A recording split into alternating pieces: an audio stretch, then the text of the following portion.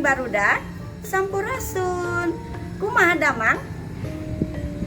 Puji Tuhan. Sararehat sadayana. Sararehat.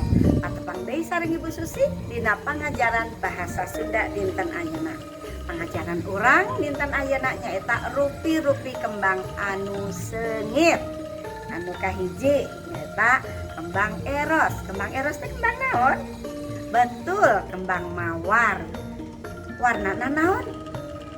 Macem-macem, rupi-rupi warnana nyaeta nu kahiji aya nu bodas, aya nu berem, aya nu koneng, aya oge anu ungu. Tah eta kembang eros. Anu kadua kembang malati. Kembang malati teh naon? Kembang malati teh kembang melati. Warnana naon? Kan hiji unggul. Warnana nyaeta bodas. Tah ayeuna anu katilu. Anu katilu nyaeta kembang kananga. Kembang kananga teh kembang kenanga.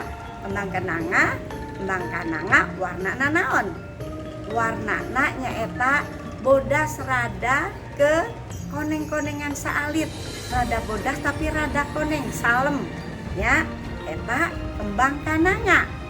Kembang kemboja anu kaopatna.